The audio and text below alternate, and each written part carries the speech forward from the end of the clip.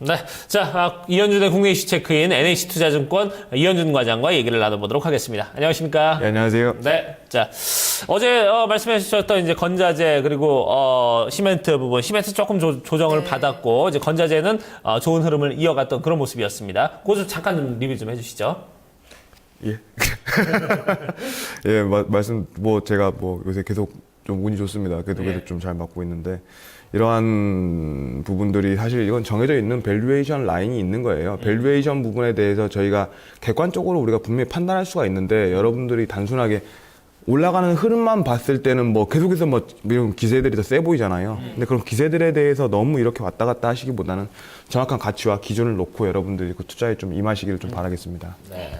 알겠습니다. 자, 첫 번째 저희가 준비한 이슈 함께 살펴보시면서 이야기 풀어가 보겠습니다. 오늘의 이슈입니다. 네, 핀테크 투자 전략 제시되고 있습니다.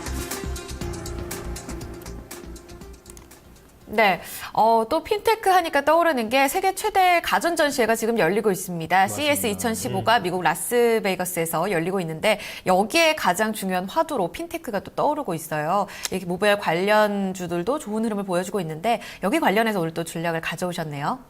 예, 맞습니다. 지금 어제 굉장히 좀 강세를 보였죠. 네. 다날 한국 사이버 결제, 다날한 상한가 치고 한국 사이버 결제는 상한가 가까이 마무리를 하고, 인시스나 모빌리언스도 좀 9%대 강세를 좀 보여주고, 좀 계속해서 연초, 그리고 연말부터 이제 핀테크에 대해서 대규모 엄청난 테마가 형성이 되고, 어마어마한 얘기들이 나오고 있거든요. 네. 주식시장에서 제가 듣기에는 올해 최고의 정책 수혜주가 된다 이런 얘기도 있었고요. 이런 얘기들이 있는데 저희들이 이 자리에서 제가 항상 말씀드리지만 객관적으로 저희가 진정한 사실과 사실이 아닌 것 그리고 예상에 대한 어떤 예측치의 과도한 기대감에 대해서는 우리가 좀 제껴두고 정확하게 지금 현재 현실을 한번 판단해 보는 그런 자리를 좀 가져보도록 하겠습니다. 네.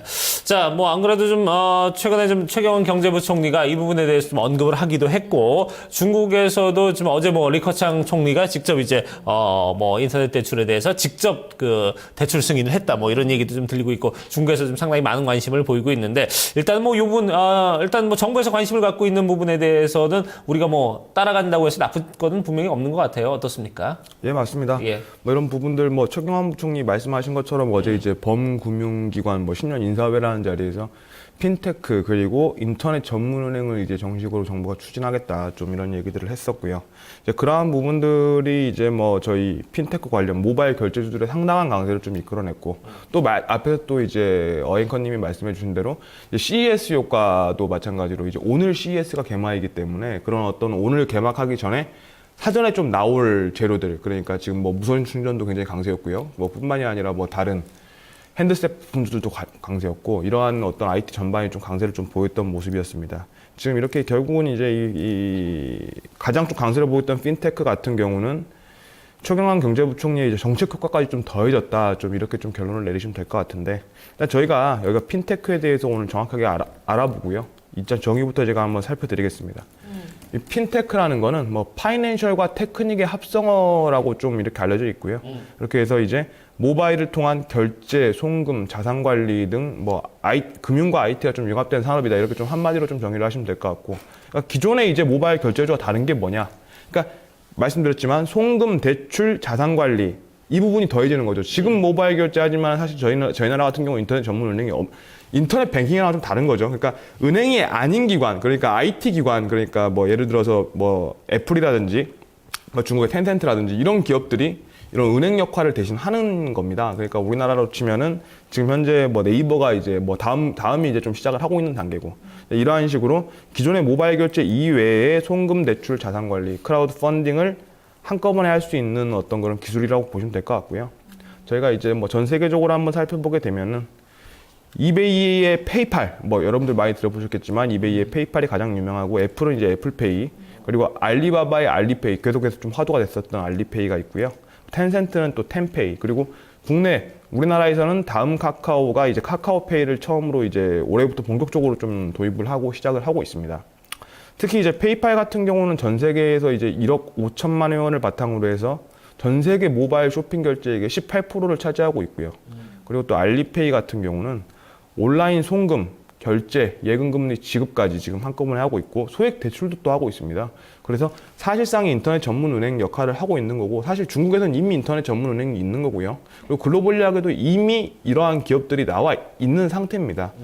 그런데 이제 우리나라 같은 경우는 이제 뭐 핀테크가 막 이제 막 시작되는 것처럼 막 이렇게 홍보를 하고 막 저희 나라 기업들이 뭐 IT 강국으로서 상당히 좀 글로벌리하게 우위를 점할 수가 있다라고 좀 말하고 있는 굉장히 좀 아이러니한 좀 현실도 있어요. 네. 뭐 이런데 저희가 뭐 객관적으로 저희 핀테크에 대해서 한번 미래를 좀 살펴보자면은 일단 제가 준비한 그림이 있습니다. 준비한 그림을 보게 되시면 이제 글로벌 핀테크 활동량 그러니까 글로벌리하게 이제 핀테크의 어떤 거래 대금이 얼마나 늘었는지인데 이제 2008년에 이제 120억 불을 시작으로 해서 지금 현재 2013년 작년까지 해서 3천억 불을 좀 돌파한 상태입니다. 그러니까 연평균 100% 이상의 성장을 좀 해왔었고 그리고 지금 좀 많이 성장해온 상태에서도 2017년까지 7,210억 그러니까 연평균 30% 이상 성장을 하는 굉장히 좀 고성장할 산업이라고 좀 판단을 하고 있습니다. 네.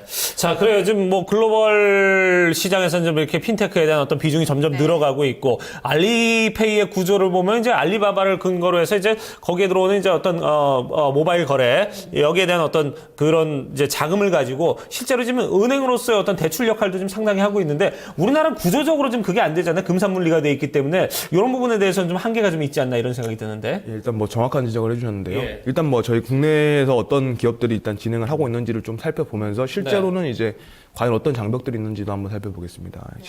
뭐 저희 나라 같은 경우는 뭐 네이버에 뭐 라인페이가 이제 뭐 도입을 하겠다고 하고 있고 네. SK플래닛은 페이핀 그리고 LGU 플러스 같은 경우는 페이나우 그리고 이니시스는 K페이 같은 회사들이 모바일 결제 부문에서는 굉장히 좀 활발하게 진행이 되고 있죠. 사실상 모바일 결제 부문은 저희 나라가 거래액만 따지고는 이제 국가별 순위에서 상당히 좀 높은 순위를 차지하고 있는 게 사실입니다. 우리나라가.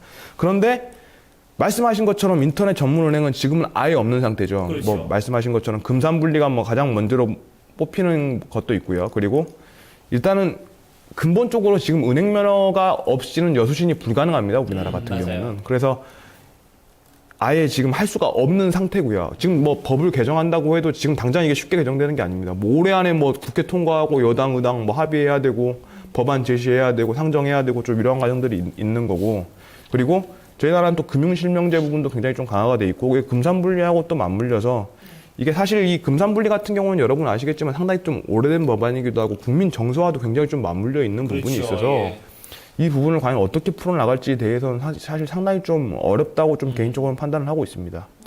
그리고 또 뿐만이 아니라 뭐 보안 문제도 굉장히 좀 심하죠. 지금 뭐 아시겠지만 저희 지금 인터넷 현재 국내 금융기관들 현재 허가된 은행들도 마찬가지로 지금 뭐 계속해서 개인정보 유출 그리고 뭐 금융 사기 등의 문제들이 계속해서 좀 발생을 하고 있지 않습니까? 그런 상태인데 과연 이게 모바일로만 이렇게 결제를 하게 되는 그런 은행들이 생겨났을 때 과연 보안 문제가 무사할 것인가? 제가 봤을 때는 뭐 지금보다 10배 이상 뭐 그런 위험이 급증하지 않느냐. 전문가들은 또 이렇게 판단을 하고 있고요. 그리고 또 마지막으로는 핀테크 관련 부서가 이제 뭐 금융위, 방송통신위원회, 뭐 미래창조부, 한국은행, 우리나라 같은 경우 맨날 항상 뭐 협의 안 되고 맨날 서로 책임 미루기에 급급한 나라인 게 또 한 가지 문제이기 때문에 객관적으로 봤을 때 사실 핀테크에는 상당히 뒤처져 있을 뿐더러 실제로 핀테크에서 돈을 벌 수 있을지도 모르겠는 게 지금 현실인 겁니다. 지금 들어보니까 굉장히 좀 초반에 얘기를 나눴던 어떤 CS 관련이라던가 정책 수혜주에 대한 기대감이 굉장히 좀 사그라드는 부분이 있잖아요. 지금 한계에 봉착했다는 얘기도 해주셨었고 지금 우리가 지금 갖고 있는 금융실명제, 금산분리 이런 보안 문제까지 좀 크기는 한계가 있다. 이 핀테크 시장의 크기에는 좀 한계가 있다. 이런 얘기를 해주셨는데 그러면 전략을 지금 거품이 있다고 봐야 되는 건가요? 객관적으로 보면 거품인 게 맞죠. 당장 이게 이익이 언제 나올지도 모르고 실제로 법안이 언제 통과될지도 모르는 상태에서 주가는 이미 올라 있지 않습니까? 그런데 그렇게도 주식은 계속 가지 않습니까? 뭐 제가 뭐 얼마 전에 뭐 중국 관련주들 얘기를 하면서 단기적으로는 오를 수 있겠지만 장기적으로 지금 중국 관련주도 어떻게 됐습니까? 대폭락을 했죠.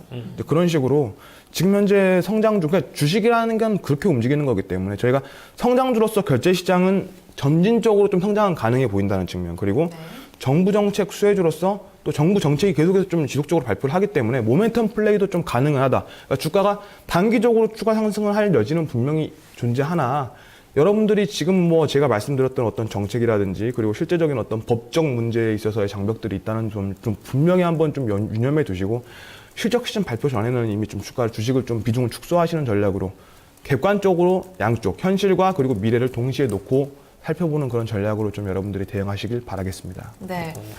얘기를 다시 한번 좀 정리를 해보게 된다면 이 핀테크에 대해서 아직까지 그림의 성장성이 명확하지 않다는 점이 하나의 좀 한계가 아닐까 싶습니다. 여기에 있어서는 비중 축소로 좀 대응을 해보자 이런 전략이 제시가 되고 있습니다. 그렇죠. 항상 이제 우리가 화두가 되면은 거기에 대해서는 좀 너무 좀 들끓어오르는 게 아닌가 이런 생각이 하는데 여기에 대해서 한번 좀 주의를 환기시켜주는 그런 시간이 아니었나 하는 생각이 듭니다. 자, 오늘은 저희가 핀테크 투자 전략에 대해서 얘기를 나눠봤습니다. 얘기 여기서 마무리 짓도록 하겠습니다. 지금까지 NH투자증권 이현준 과장과 함께했습니다. 고맙습니다. 감사합니다.